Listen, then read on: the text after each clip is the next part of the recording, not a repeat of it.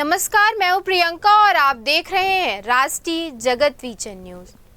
छत्तीसगढ़ की राजधानी रायपुर में पत्रकारों के एक नए सशक्त संगठन का आगाज हुआ है।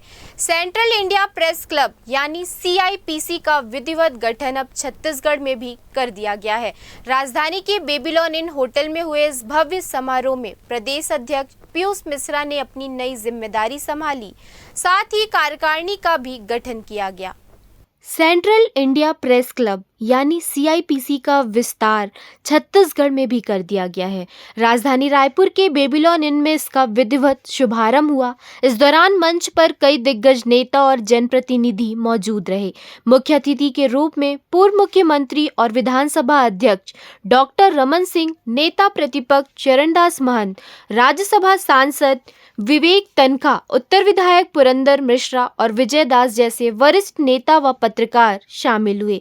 CIPC एक राष्ट्रव्यापी संगठन है जिसकी स्थापना पूर्व में की जा चुकी है, लेकिन अब इसका संगठनात्मक विस्तार छत्तीसगढ़ में भी हुआ है। इसका उद्देश्य पत्रकारों को संगठित करना, सुरक्षा देना और उनके अधिकारों के प्रति जागरूक करना है।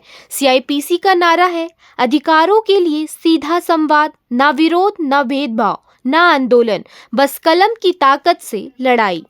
इस संगठन का मकसद है कि पत्रकार अपनी कलम से न केवल अपनी लड़ाई लड़े, बल्कि देश की जनता के अधिकारों की भी आवाज बने।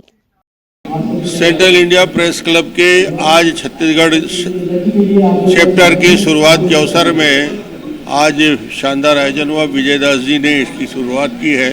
तनखा साहब की उपस्थिति रही, नेता प्रतिपक्ष की उपस्थिति यहाँ पे रही, चरणदास महंत जी का, और एक नए संकल्प के साथ, नए उद्देश्य के साथ आज इसकी शुरुआत हो रही है। मेरी ओर से बहुत बहुत शुभकामना। निश्चित रूप से हमारे विषय संकल्प में भी है और विष्णुदेव साय जी इसका क्रियान्वयन कराएंगे। ये तो अब चूँकि मुख्यमंत्री जी और कैबिनेट का निर्णय है तो निश्चित रूप से, मगर ये हमारे घोषणा पत्र में था और करेंगे। पत्रकारों को बंदी बनाया जा रहा है, कवरेज के दौरान उन्हें मारा जा रहा है, कैसे देखते हैं? नहीं, बिल्कुल इस प्रकार की घटनाओं को तत्काल रोका जाना चाहिए।